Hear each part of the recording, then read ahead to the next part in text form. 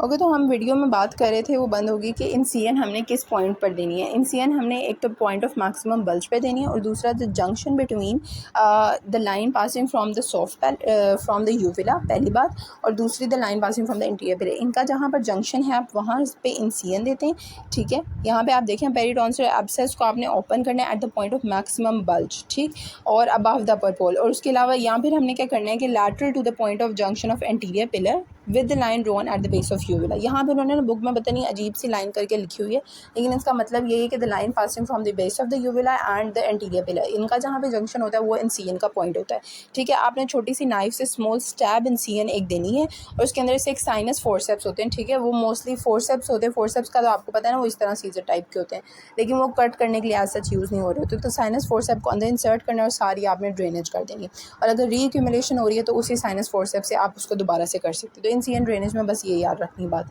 और फिर आखिर में बात ये है कि फाइनल उसकी ट्रीटमेंट क्या है। तो interval tonsillectomy, interval tonsillectomy definitive treatment है। क्या करना है कि आपने इंसियन ड्रेनेज कर दिया, एब्सेस रिमूव हो गई, एंटीबायोटिक्स, फीवर सब कुछ सेटल हो गया, उसके 4 से 6 हफ्ते बाद हमने क्या कर देना है, हमने टॉन्सिलेक्टमी कर देनी है, टॉन्सिल्स को रिमूव कर देना है। चूँकि हम इसमें 4 to 6 वीक्स का वेट करें, इसीलिए हम इसको इंटरवल टॉन्सिलेक्टमी कहते हैं, ठीक है।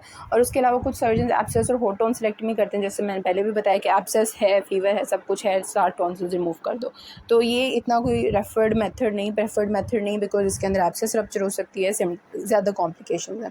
तो इससे बेहतर है कि आप पहले वाले करें, ठीक। तो ये यहाँ पे कंप्लीट होगी बात कि टॉन्सिलेक्टमी के अंदर क्विंसी के अंदर सिम्टम्स क्या होंगे।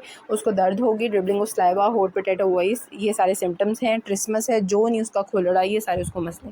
फिर आप एग्जामिन करेंगे तो पूरा मुंह के अंदर सॉफ्ट पैलेट, हर चीज़ एक तरफ की स्वॉलन है, यूविला डिस्प्लेस्ड है, गर्दन वो एक तरफ मोड़ के बैठा हुआ है, जुगलो डायगैस्ट्रिक लिम्फ नोड्स भी एनलार्ज होंगे। CT MRI आप कराएंगे, कंट्रास्ट इनहेंस, और बायोप्सी ले लेंगे उसकी जो हमारे पास ड्रेनेज है। फिर उसके बाद हमने ट्रीटमेंट की बात की। ट्रीटमेंट के अंदर 2 कैटेगरीज़ हैं। एक तो ट्रीटमेंट ये है कि जो आपने उसी वक्त उसको करना है ना, आपने मेडिकल मैनेजमेंट उसको करनी है, हॉस्पिटलाइज कर देना है, एयरवे ब्रीदिंग सर्कुलेशन को मेंटेन कराना है, फ्लूइड्स उसको देना नहीं भूल दें बिकॉज उसको डिहाइड्रेशन है, एनाल्जेसिक्स देने हैं, ऑरल हाइजीन उसकी ठीक करानी।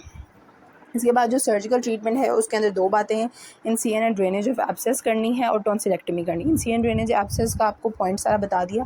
अगर टॉन्सिलेक्टमी, या तो आप इंटरवल टॉन्सिलेक्टमी करोगे या फिर एब्सेस और हॉट टॉन्सिलेक्टमी करोगे। इंटरनल टॉन्सिलेक्टमी प्रेफर्ड है, वो ये है कि आप एक्यूट अटैक को सेटल होने दो और उसके 4 से 6 हफ्ते बाद टॉन्सिलेक्टमी कर लो, और एब्सेस और हॉट का उसी वक्त करो।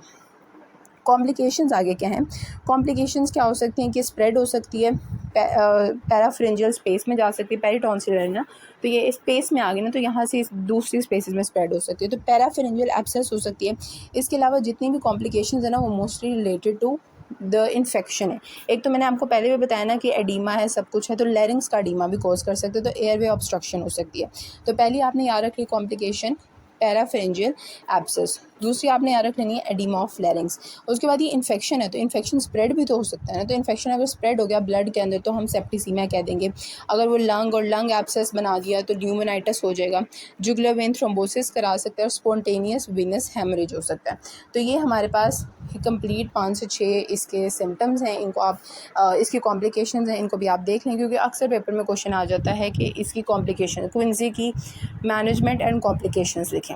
तो मैनेजमेंट में आपने हिस्ट्री एग्जामिनेशन इन्वेस्टिगेशन का एक लाइन लिख के फिर आपने ट्रीटमेंट सारी लिखनी है, और फिर आपने कॉम्प्लिकेशंस में क्या बता देना, पैराफेरेंजियल एब्सेस, लैरिंग्स का oedema, septicaemia, pneumonitis, jugular vein thrombosis and spontaneous haemorrhage of the jugular vein. तो ये यहाँ पे हमारा क्विंसी कंप्लीट हो जाता है।